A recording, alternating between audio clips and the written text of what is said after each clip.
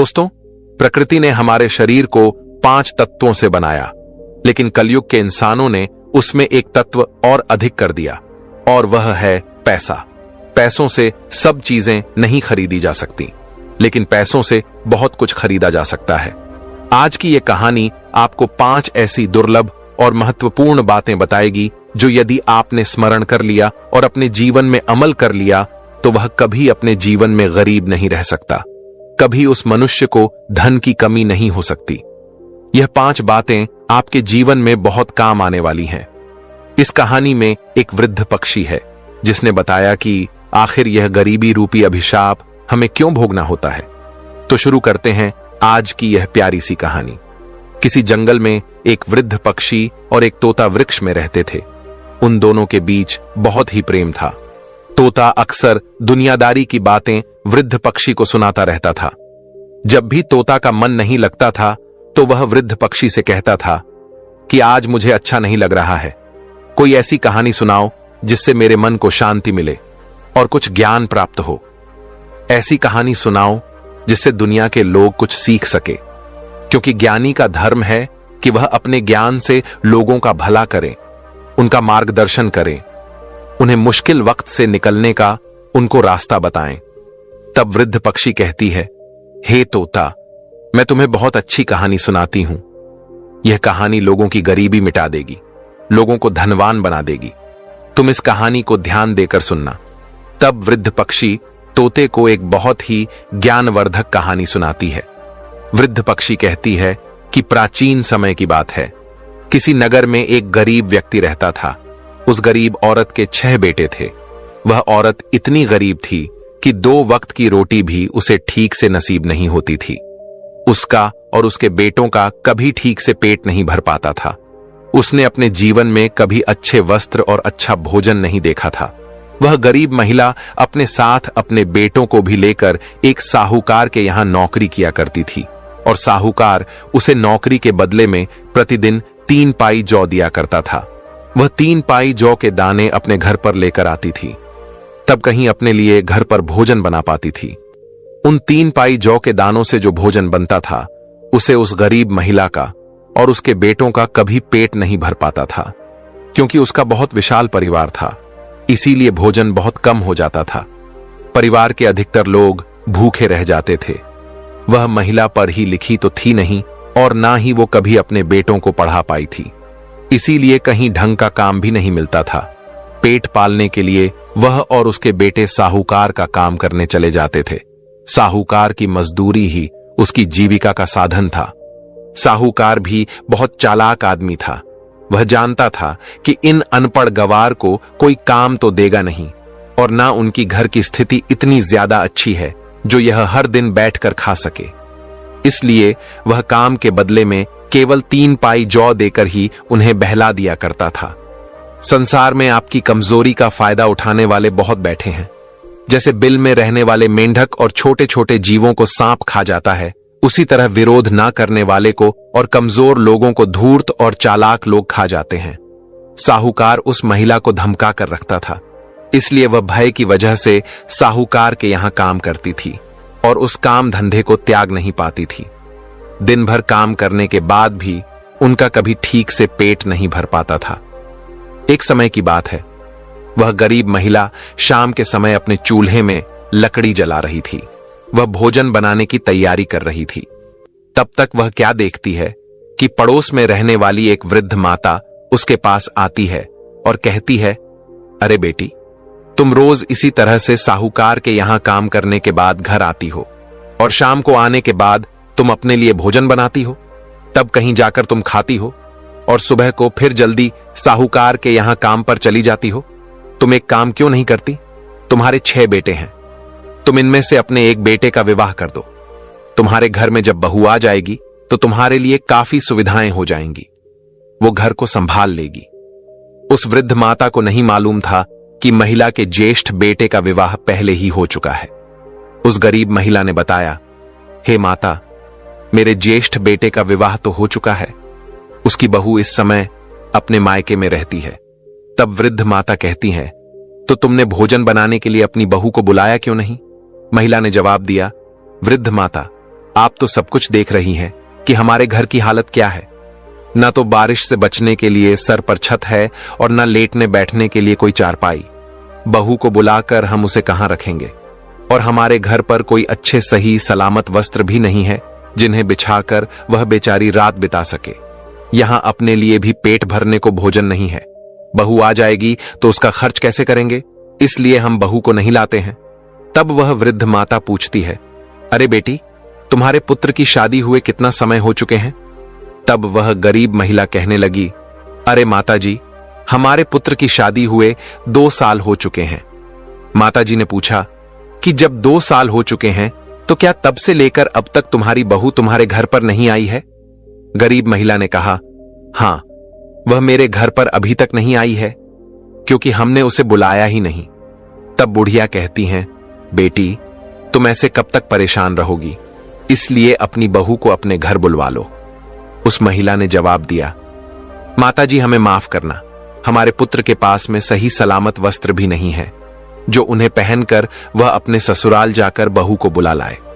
तब बुढ़िया ने कहा, अगर ऐसी बात है तो तुम चिंता मत करो, मेरे घर से मेरे बेटे के वस्त्र ले जाओ और उन्हें पहनाकर तुम अपने बेटे को भेज दो। वह माताजी उस गरीब महिला को अपने साथ लेकर अपने घर गई और अपने घर से अपने बेटे के वस्त्र निकाल कर लाई और कहा, इन वस्त्रों को तुम ले जाओ और अपने बेटे को पहना दो और अपने बेटे से कहना कि वह ससुराल जाकर के अपनी बहू को बुला लाए। वह गरीब महिला उन वस्त्रों को लेकर जब अपने घर पर आती है और अपने ज्येष्ठ बेटे को बुलाता है, फिर अपने बेटे से कहती है कि बेटे, इन वस्त्रों को पहन करके तुम अपनी ससुराल चले जाओ और अपनी पत्नी को बुलाकर ले आओ। इधर वस्त्रों को पहन करके वह गरीब महिला का बेटा अपनी ससुराल में पहुंचता है और उसके ससुराल वालों ने जब उसको देखा तो उसका खूब सेवा सत्कार किया। 2 दिन तक वह अपनी ससुराल में रुका। उसके बाद में अपनी पत्नी को लेकर वह अपने घर की ओर चल दिया। जब वह अपनी पत्नी को लेकर के अपने गांव के नजदीक आया तो उसने अपने गांव के पास आकर के विचार किया कि हमारे घर पर तो टूटी चारपाई है, हमारे घर की हालत बहुत खराब है। यदि इस समय हमारी पत्नी हमारे घर पर जाएगी तो हमें शर्म की वजह से अपना सिर झुकाना होगा। तब उस गरीब के बेटे ने विचार किया, चलो हम उस पड़ोस वाली माताजी के घर पर ही अपनी पत्नी को ठहरा देते हैं। इतना विचार करने के बाद में वह गरीब महिला का बेटा अपनी पत्नी को लेकर उस माताजी के घर पर जाता है और अपनी पत्नी को वहीं पर ठहरा देता है। उसके बाद वह युवक अपने घर पर चला आता है। उस पत्नी को नहीं पता था कि यह घर उसका नहीं है, बल्कि उसके पति ने उसे किसी दूसरे के घर में ठहराया है। रात भर वह पत्नी उस वृद्ध माताजी के घर पर ठहरी रही। उनका घर बहुत अच्छा बना हुआ था। पत्नी समझ रही थी कि यह उसके ही पति का घर है, लेकिन वह एक बात बार बार सोच रही थी कि उसका पति उसे इस घर में रखकर कहां चला गया है। इधर जब सवेरा होता है तो वह गरीब महिला अपने बेटों को लेकर साहूकार के यहां मजदूरी करने चली जाता है। दूसरी तरफ उस वृद्ध माताजी ने सोचा कि वह युवक अपनी पत्नी को हमारे घर पर रखकर चला गया है, लेकिन अभी तक उसे लेने नहीं आया। वृद्ध माताजी ने 2 दिन तक इंतजार किया। जब वह उसे बुलवाने नहीं आया तो माताजी ने सोचा कि चलो मैं ही इस बहू को इसके घर पर पहुंचा देती हूं। तब माताजी ने उस बहू से कहा, अरे बहू, लगता है तुम्हारा पति तो तुम्हें बुलवाने नहीं आएगा। चलो मैं ही तुम्हें तुम्हारी ससुराल ले चलती हूं। माताजी की बात सुनकर वह बहू एकदम चौंक जाती है। वह कहती है, ससुराल कैसा? ससुराल क्या? जिस घर में मैं रह रही हूं वह मेरा ससुराल नहीं है। तब वृद्ध माताजी उसे पूरी बात समझती है और उस बहू को लेकर के वह उसके ससुराल जाती है। उस बहू ने जब अपने घर में जाकर देखा तो घर का नजारा देखकर वह हैरान रह गई। घर की हालत बहुत बुरी थी। जगह जगह चूल्हे बने हुए थे और सब चूल्हे में राख भरी थी। घर में इधर उधर भी राख बिखरी थी। फिर उसके बाद उसने चारपाई की तरफ देखा तो चारपाई भी टूटी थी और जो बिस्तर थे उन पर काफी धूल जमी हुई थी। घर की छत आधी टूटी हुई थी। घर के अंदर की दीवारें धुएं से काली हो गई थीं। पूरे बर्तन सब इधर उधर बिखरे थे। अपने ससुराल का ऐसा हाल देखकर बहू की आंखों में आंसू आ गए। वह बैठकर रोने लगी। इधर जो माताजी थी वह तो उसको उसके घर पर रखकर अपने घर चली आई। वह बेचारी अकेली अपने घर पर बैठकर अपनी किस्मत को कोसने लगी। वह बहू अपने घर की इस हालत को देखकर काफी देर तक रोती रही। उसके बाद उसने विचार किया कि अब चाहे रो या हंसू, रहना तो मुझे इसी घर में है, क्योंकि मेरा विवाह इसी घर में हुआ है। वह बहुत चतुर और बुद्धिमान थी। वह मन में सोचने लगी कि अब इस तरीके से रोने से कोई काम चलने वाला नहीं है, मुझे ही कुछ करना होगा। तब उस बहू ने बुद्धिमानी से काम लिया। वो घर की हालत ठीक करने में लग गई। बुद्धिमान लोग मुश्किल वक्त में भी घबराते नहीं हैं, बल्कि अपनी बुद्धि से काम लेकर स्थिति को अपने अनुकूल बना लेते हैं। वह बहू वहां से उठती है और जितने घर में चूल्हे बने हुए थे उन सभी चूल्हे को एक एक करके फोड़ देती है और उन चूल्हे में से एक चूल्हा रहने देती है और घर के सभी बिस्तरों को अच्छी तरह से साफ करती है। सारे बर्तनों को धोकर एक जगह रखती है। काली काली जो दीवारें थीं उनकी पुताई करके साफ सुथरा बना देती हैं। इस तरह से सफाई करके उसने अपने घर की सूरत बदल दी। इसीलिए तो स्त्री को घर की लक्ष्मी कहा जाता है। स्त्री ही घर की शोभा होती है। इधर वह बहू उस टूटे फूटे नर्क जैसे घर को साफ सुथरा बना देती है। उसे काम करते करते शाम हो जाती है और वह अपने पति के आने का इंतजार करती है। काफी अंधेरा हो गया था, लेकिन उसका पति अपने भाइयों के और अपनी माता के साथ अभी तक लौटकर घर पर नहीं आया था। तो वह बहू घबराने लगती है और सोचती है कि मैं इस घर में अकेली हूं, मेरा पति अभी तक नहीं आया है, कोई दुष्ट आदमी मेरे घर में ना घुस आए। उसके मन में इस तरह की बातें चल रही थीं। तब वह क्या देखती है कि उसकी सास अपने बेटों के साथ घर के अंदर आती है। जब वह घर में घुसते हैं तो घर के अंदर का नजारा देखकर दंग रह जाते हैं। उसने देखा कि घर का तो हुलिया ही बदल गया है। वह अपनी बहू से जाकर पूछता है कि बहू, यह तुमने क्या किया? अपने घर में इतने सारे चूल्हे थे, तुमने उन चूल्हे को क्यों फोड़ दिया? तब वह बहू कहने लगी, मां जी, मुझे माफ करना, आज से केवल इस घर में एक ही चूल्हा रहेगा और सभी के लिए मैं भोजन बनाकर दूंगी। किसी को अलग चूल्हा में आग जलाने की जरूरत नहीं है। बहू की ऐसी बातें सुनकर उसकी सास और उसके देवर सब बहुत प्रसन्न हो जाते हैं। उसके बाद जो 3 पाए जौ दाने साहूकार ने उसे दिए थे वह उसने अपनी बहू को दे दिए। बहू ने उससे उनका भोजन तैयार किया और सबको भोजन कराया, लेकिन उस भोजन से उनमें से किसी का पेट ठीक से नहीं भर पाया। वह बहू 2 दिन तक तो इसी तरह से उन्हें भोजन बनाकर देती रही, लेकिन वह भोजन उनके लिए पर्याप्त नहीं हो पाया। जैसे ही तीसरा दिन हुआ तब उसने अपने सास से कहा कि मां जी, आप रोजाना उस साहूकार की मजदूरी करने जाती हो और वह साहूकार आपको रोज 3 पाइज के दाने देता है। उन 3 पाई जौ से हमारा गुजारा नहीं हो पा रहा है। आज आप साहूकार के पास जब काम करने जाओगे तो जब शाम के समय में साहूकार आपको 3 पाई जौ देगा तो उससे कहना कि इन 3 पाई जौ से हमारा गुजारा नहीं चलता है, हमें कम से कम 3 गुना जौ और दीजिए, नहीं तो हम कल से काम पर नहीं आएंगे। बहू की बात सुनकर वह गरीब महिला कहती है, अरे बहू, तुम नहीं जानती हो, वह साहूकार बहुत ही कंजूस और दुष्ट है। अगर मैं उससे कहूंगा कि मुझे इससे 3 गुना ज्यादा बढ़ाकर दे दो तो साहूकार सनकी है, कहीं हमें मारने ना लग जाए। इसी वजह से मेरी उससे कहने की हिम्मत नहीं होती है।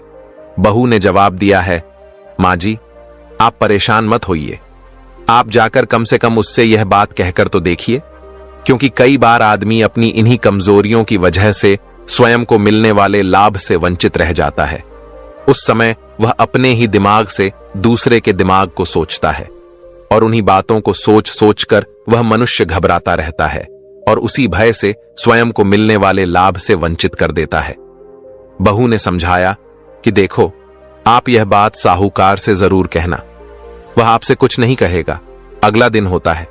वह गरीब महिला अपनी बहू के कहने पर साहूकार के यहां काम पर जाती है। पूरे दिन साहूकार का काम करती है और शाम के समय 3 पाइज के दाने लेकर के जब साहूकार आता है और उस गरीब महिला को देता है तो वह कहती है कि साहूकार, आप इतने दाने मुझे देते हो, इन जौ के दानों से हमारा गुजारा ठीक से नहीं हो पाता है, इसके 3 गुना दाने हमें और बढ़ाकर दे दिया करो। हमारा विशाल परिवार है, अब तो हमारे घर में हमारी बहू भी आ गई है। उस महिला के इतना कहने पर साहूकार ने 3 गुना और बढ़ाकर उसे अनाज दे दिया। उस अनाज को लेकर वह गरीब महिला प्रसन्न होते हुए अपने घर चली जाती है। उसके बाद उस बहू ने उस अनाज को पीसकर भोजन बनाया। उस दिन सभी लोगों के पेट अच्छी तरह से भर गए। अब तो कुछ दिन तक इसी तरह से चलता रहा। एक दिन बहू ने फिर अपनी सास से कहा, माँ जी, आज जब आप काम पर जाओ तो साहूकार से फिर से कहना कि वह अनाज की मात्रा और बढ़ा दे। इतना हमारे घर के लिए पर्याप्त नहीं हो रहा है। तब उसकी सास बोली, अरे बहू, क्या पागल हो गई हो? पिछली बार तो उसने बढ़ा दिया था। यदि अब मैंने उससे कहा तो वह मुझे बहुत गुस्सा करेगा। एक बार तो मैंने हिम्मत जुटा करके उससे कह दिया, अब दोबारा मुझ में इतनी हिम्मत नहीं है जो मैं उससे कह पाऊं। तब उस बहू ने कहा, माँ जी, आप घबराइए मत। आपका साहूकार आपको कोई हानि नहीं पहुंचाएगा। आप उस साहूकार के पास बिना घबराए जाइए और उससे यह बात कहना कि कुछ दानों की मात्रा और बढ़ा दें। वह जरूर आपकी बात मान लेगा। अब तो वह गरीब महिला अपने बेटों को लेकर साहूकार के यहां काम पर जाती है और पूरे दिन काम करती है। जब शाम को साहूकार उसे जौ के दाने देता है तो गरीब महिला ने उसे हाथ जोड़ करके कहा, साहूकार जी, आप जौ के दानों की मात्रा और बढ़ा दीजिए। इतने से हमारा गुजारा नहीं हो पाता है। गरीब महिला की मांग सुनकर उस साहूकार ने 3 गुना जौ और बढ़ाकर दे दिए। अब तो वह सभी लोग बहुत खुश होते हुए अपने घर को चले आते हैं। अब इस प्रकार से वह बहू उस अनाज में से 3 पाई जौ रोजाना बचाकर रख लेती थी। धीरे धीरे कई दिन बीत गए। उसने अनाज बचा बचा कर काफी अनाज इकट्ठा कर लिया और एक दिन अपने सास से बोली, माँ जी, इस तरीका से आप यदि मजदूरी करते रहे तो हम अपनी जिंदगी में कुछ नहीं कर पाएंगे। मनुष्य को उन्नति के लिए अपनी सोच को बदलना चाहिए। जो अपनी सोच को कुएं के मेंढक की तरह रखता है वह कभी तरक्की नहीं कर पाता है। उसका जीवन केवल गुलामी करने में निकल जाता है। छोटी सोच मनुष्य को गरीबी के दलदल से बाहर नहीं निकलने देती। जब आदमी बड़ा सोचता है तभी वह कामयाबी पाता है। समय के साथ मनुष्य को बदलते रहना चाहिए और सोचते रहना चाहिए। आगे गरीब महिला की बहू ने उससे कहा, माँ जी, आप कोई स्वयं का धंधा खोल लीजिए। जब हम कोई अपना काम करेंगे तो हमें उसमें अधिक मुनाफा होगा। अपनी बहू की बात सुन के वह बोली, अरे बहू, कैसी बातें करती हो? भला हमारे पास है ही क्या जो हम अपना काम कर सके? तब बहू कहती है, माँ जी, मैं रोजाना जौ बचाकर रख लेती थी। अब हमारे पास काफी अनाज इकट्ठा हो चुका है। आप उस अनाज को बाजार में बेच आओ और बाजार में कोई दुकान देख लो और अपनी छोटी सी दुकान खोल लो। जब हमारा खुद का काम हो जाएगा तो हमें अच्छा मुनाफा हो जाएगा। गरीब महिला बोली, बहू, तुम कहती तो ठीक हो, लेकिन अगर यह बात साहूकार को पता चल गई तो वह हमें बहुत गुस्सा करेगा। बहू ने कहा, माँ जी, आप साहूकार के गुलाम नहीं हो। हमारी मर्जी, हम काम करें या ना करें। उस गरीब औरत ने वैसा ही किया जैसा उसकी बहू ने बताया था। इसलिए उस दिन से साहूकार के काम पर जाना बंद कर दिया और बाजार में एक दुकान देख ली और वह अनाज बेचकर महिला ने अपनी एक दुकान खोल ली। धीरे धीरे उसकी दुकान अच्छी तरह से चलने लगी। अब उसकी गुजर बहुत अच्छे से होने लगी। शाम को जब वह दुकान से लौटकर अपने घर आती और अपने परिवार के साथ बैठकर प्रेम से भोजन करती थी तो एक दिन बहू ने फिर उसे एक बात बताई। बहू बोली कि माँ जी, जब भी आप घर पर आया करो तो कुछ ना कुछ लेकर आया करो। अगर कुछ ना मिले तो आपको रास्ते में जो कुछ मिल जाए उसे ही उठा ले आया करो। ऐसा करने से घर में धन की वृद्धि होती है। आज से घर पर जब भी आओगे तो खाली हाथ नहीं आओगे। सास ने जवाब दिया, ठीक है बहू, हम आज से ऐसा ही करेंगे। इधर अगला दिन हुआ और वह गरीब महिला अपनी दुकान पर पहुंची। अपने सभी बेटों के साथ पूरे दिन दुकान पर रहती है और शाम को जब घर पर आती थी तो कुछ ना कुछ लेकर आती थी। चाहे रास्ते में उसे एक कागज ही मिल जाता तो वह उसे ही उठा लाती थी। बहू उस चीज को ठीक से कोने में संभाल कर रख देती थी। इस तरह से कुछ दिनों तक ऐसा ही चलता रहा। एक दिन क्या होता है कि उसकी सास जब दुकान से लौटकर घर की ओर आ रही थी तो उसे घर पर ले जाने के लिए कुछ भी नहीं मिला। तो वह सोचने लगी कि यदि मैं खाली हाथ घर पर गई तो बहू मुझसे पूछेगी तो मैं क्या कहूंगा, तब वह हम पर बहुत नाराज होगी। तब उसने देखा कि रास्ते में एक मरा हुआ सर्प था। वह गरीब महिला सर्प के पास में गई और सोचने लगी, यह तो मरा हुआ सर्प है, क्यों ना आज मैं इसको ही घर पर ले जाऊं। उसके बाद वह एक लाठी से उस सर्प को उठाती है और अपने घर पर ले आती है। इधर जब उसकी बहू देखती है कि उसकी सास एक मरे हुए सर्प को घर में लाई है, तो वह कहती है, अरे माँ जी, आज आप यह क्या ले आए हो? यह तो सर्प है, यह कोई घर में लाने की चीज नहीं है। सास ने कहा है, बहू, तुमने ही तो कहा था कि कुछ ना कुछ लेकर आया करो, खाली हाथ मत आया करो। आज मुझे कोई वस्तु नहीं मिली, केवल यह मरा हुआ सर्प ही मिला था, तो मैं इसे उठा लाई। इसमें मेरी क्या गलती है? बहू बोली, कोई बात नहीं, इसे छत के ऊपर फेंक दीजिए। उस बहू ने उस सर्प को अपनी छत के ऊपर फेंक दिया। एक दिन उसी नगर के राजा की रानी का एक कीमती हार एक चील लेकर आकाश में उड़ गया, और वह चील उस हार को लेकर के उस बहू के घर की छत के ऊपर से गुजरा। चील की नजर छत पर गई और उस मरा हुआ सर्प दिखाई दिया। चील जो कीमती हार लेकर आया था, वहां हार तो उसने छत पर ही छोड़ दिया और उस मरे हुए सर्प को उठाकर ले गया। इधर अगले दिन वह बहू अपने कपड़े सुखाने के लिए छत पर पहुंची तो उसकी नजर उस हार पर गई। वह उस हार को उठा लाती है और उस कीमती हीरे के हार को देखकर बहुत प्रसन्न होती है। उसने वह हार अपनी संदूक में छुपा कर रख दिया। इधर पूरे नगर में यह बात फैल गई कि रानी का हार चील लेकर चला गया। राजा ने पूरे नगर में घोषणा करवा दी और अपने सैनिकों को चारों दिशाओं में भेज दिया कि पता करो कि वह चील उस हार को लेकर कहां गया है। वो हार जिस व्यक्ति को मिल जाए वह तुरंत राज दरबार में पहुंचा दे। वह हार हमारी रानी का है, जो कोई उस हार को पहुंचाएगा उसे हम बहुत सारा इनाम देंगे। सारे शहर के लोग उस हार की तलाश में लग गए। इधर यह बात उस बहू को मालूम हुई कि रानी का हार बताने वाले को या पहुंचाने वाले को राजा साहब मुंह मांगा इनाम देंगे। लेकिन वह राजा कई दिनों तक इंतजार करता रहा कि कोई उस हीरे के हार को लेकर के आएगा, पर अभी तक किसी ने हार नहीं पहुंचाया। अब तो राजा को गुस्सा आने लगा। राजा अपने सैनिकों से और मंत्रियों से कहता है, जल्दी से पूरे नगर में यह खबर फैला दो कि वह हार अभी तक कोई लेकर नहीं आया है। अगर वह हार किसी को मिल गया और अगर किसी के घर में रखा पाया गया तो राजा उसे कठोर दंड देंगे।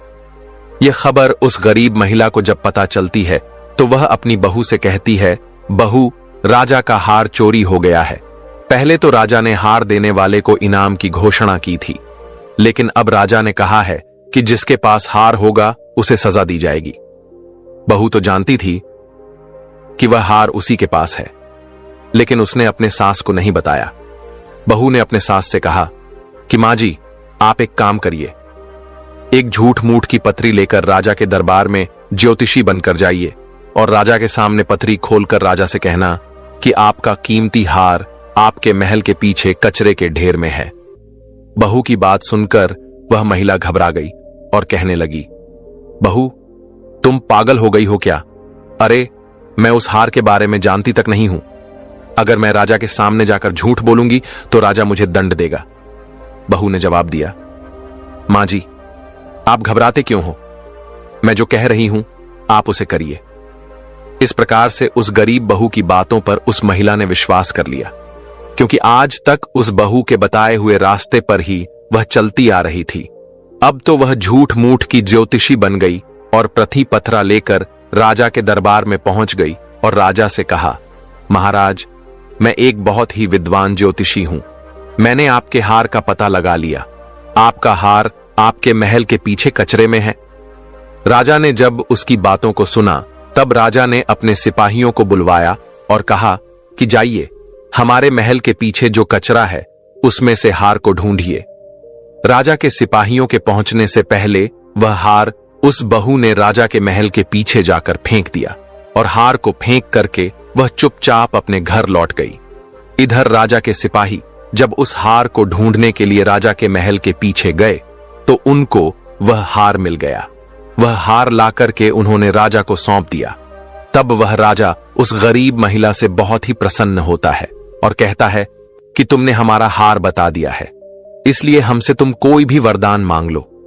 तब वह महिला कहने लगी, हे राजा साहब, आप हमें माफ कर दीजिएगा। हम अपने घर में जाकर के अपनी बहू से और अपने बच्चों से सलाह करने के बाद ही आपसे कुछ मांगेंगे। तब राजा ने कहा, ठीक है, जाओ, तुम अपने बहू और बच्चों से सलाह लेकर के आओ। अब वह गरीब महिला अपनी बहू के पास आती है और कहती है कि वह राजा मुझसे कोई इनाम मांगने के लिए कह रहा है, मैं क्या मांगू? तब बहू कहती है कि मां जी, आप जाए और पहले राजा से आप वचन ले लेना, फिर उसके बाद में जब वह राजा वचन दे दे तब उससे मांगना। कहना कि महाराज, इस बार जब दिवाली आएगी तो किसी के घर में भी दिया ना जले, नगर का कोई भी व्यक्ति अपने घर में दिया ना जलाए, राजा से आप इतना ही मांग लेना। बहू की बात सुनकर वह गरीब महिला घबरा गई और कहने लगी, बहू, यह तुम क्या कह रही हो? यह बात सुनकर तो राजा मुझे फांसी पर लटका देगा। तब बहू ने कहा, मां जी, आप घबराइए नहीं, मैं आपसे जो कह रही हूं आप उसे करिए।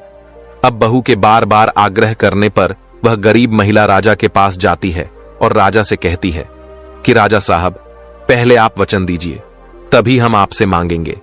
यदि आप वचन नहीं दोगे तो हम नहीं मांगेंगे। राजा ने वचन दिया और कहा कि आप जो मांगोगे हम वही आपको देंगे। तब उस महिला ने राजा से वही बात कह दी जो उसकी बहू ने बताई थी। इस बार दिवाली आ रही है और हमारी आपसे मांग है कि इस बार दिवाली पर नगर का कोई भी व्यक्ति अपने घर दीपक ना जलाए। पूरे शहर में अंधेरा रहना चाहिए, दीपक केवल हमारे ही घर में जलेगा। गरीब महिला की बात सुनकर राजा गुस्से से भर गया और कहने लगा, क्या तेरा दिमाग खराब हो गया है? मैं कैसे पूरे शहर में अंधेरा करवा दूं? गरीब महिला ने कहा, महाराज, गुस्सा क्यों करते हो? यदि आपको नहीं देना है तो मना कर दीजिए। काफी सोच विचार करने के बाद राजा ने कहा, ठीक है, हमने वचन दिया है तो हम अपने वचन को पूरा करेंगे। राजा ने पूरे शहर में मुनादी करवा दी कि इस बार दिवाली पर कोई दिया नहीं जलाए, केवल इस महिला के घर में ही दीपक जलेगा। अब वही होता है, और जब धनतेरस आती है तो किसी के घर में एक भी दिया नहीं जलता है, केवल उसी महिला के घर में उसकी बहू दीपक जलाती है। इधर जब शाम के समय माता लक्ष्मी रिद्धि सिद्धि को अपने साथ लेकर उसी नगर में आती है तो माता लक्ष्मी ने देखा कि आज पूरे नगर में, पूरे शहर में अंधेरा ही अंधेरा है। माता लक्ष्मी ने रिद्धि सिद्धि से कहा, भला यह क्या बात है?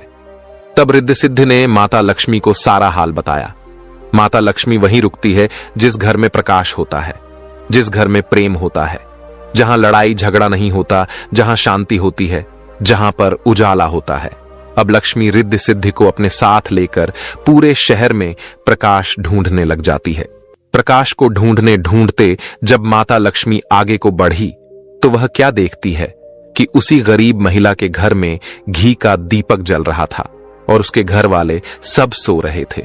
इधर माता लक्ष्मी उस गरीब के घर में जाकर बैठ जाती है और उसके घर पर अपनी कृपा बरसा देती है। उसकी छोटी सी झोपड़ी को महल में बदल देती है और उसके घर को धन दौलत से भर देती है। सुबह जब उस बहू की आंख खुलती है तो उसने देखा कि उसका घर तो एक भव्य महल के रूप में बदल चुका है। उसने अपने पति और देवर को जगाया तो सब लोग यह देखकर बहुत प्रसन्न होते हैं। उनकी आंखों में खुशी के आंसू छलक आते हैं। इधर जब दिवाली समाप्त हो जाती है तो बहू ने अपने सास से कहा, मां जी, आप राजा के पास चले जाइए। पूरे नगर में दिवाली ना जलने के कारण राजा बहुत गुस्से में होगा। राजा से कहना कि हमारे नगर पर बहुत दिग्गज विपत्ति आने वाली थी, सो अंधेरा होने के कारण वह विपत्ति टल गई। गरीब महिला ने वही किया, वह राजा के दरबार में गई। उस समय राजा बहुत ही क्रोध में बैठा था। गरीब महिला ज्योतिषी के भेष में हाथ जोड़कर कहने लगी, महाराज, हमें माफ करना। इन 3 दिनों में जो अंधेरा इस नगर में रखवाया गया था, किसी के घर में दीपक नहीं जला था। इसका कारण यह था कि आपके नगर पर बहुत दिग्गज मुसीबत आने वाली थी। वह मुसीबत अंधेरा होने के कारण नहीं आई, यानी वह विपत्ति टल चुकी है। अब आप लोग हम पर नाराज मत होइए। इस बात को सुनकर के राजा बहुत प्रसन्न होता है। बाद वह राजा उस गरीब महिला को और भी बहुत सारा मुंह मांगा इनाम देता है। वृद्ध पक्षी आगे तोता से कहती है कि तोता, एक बुद्धिमान बहू की चतुराई से उनकी गरीबी अमीरी में बदल गई। नर्क जैसा दिखने वाला वह घर स्वर्ग बन गया। कहते हैं कि बुद्धिमानी और विवेक से किया गया काम हमेशा सफल होता है और वह आपको सुख की ओर ले जाता है। तब वृद्ध पक्षी बोली, हे तोता, जो मनुष्य मेरी इन 5 बातों को ध्यान नहीं रखता है वह हमेशा गरीबी से बंधा रहता है। नंबर 1, जो मनुष्य हिम्मत और साहस से खाली है, करने योग्य कार्य को भी समय पर नहीं करता, वह आदमी गरीब बना रहता है। नंबर 2, जो बुद्धि से सोचकर काम नहीं करता, जल्दबाजी में कर बैठता है, किसी काम को करने से पहले घबरा जाता है, वह हमेशा गरीब बना रहता है। नंबर 3, जो मनुष्य प्रयास नहीं करता, समय के साथ बदलता नहीं है और ऊंचा नहीं सोचता, वह गरीब बना रहता है। नंबर 4, जो मनुष्य दूसरों पर निर्भर रहता है, आत्मनिर्भर नहीं बनता, थोड़े से ही संतोष कर लेता है, वह हमेशा गरीब बना रहता है। नंबर 5, जिस घर में स्त्री नहीं होती, स्त्री का सम्मान नहीं होता, स्त्री को मारा पीटा जाता है। जिस घर में हर समय लड़ाई झगड़े होते हैं, जिस घर के पुरुष क्रोधी और उदंड होते हैं, जिस घर के पुरुष पराई स्त्रियों में अशक्त रहते हैं, उस घर से कभी गरीबी नहीं जाती। दोस्तों, इस प्रकार से वृद्ध पक्षी ने यह 5 बातें बताईं। जो इन 5 बातों को जीवन में याद रखता है, वह कभी गरीब नहीं रहता। तोता कहता है कि हे वृद्ध पक्षी, आपने मुझे बहुत सुंदर कहानी सुनाई। यह कहानी सुनकर कि हमारा समय बहुत अच्छा कट गया और हमें ज्ञान भी प्राप्त हो गया। उम्मीद है कि आपको भी ये कहानी पसंद आई होगी। नमो बुद्धाय।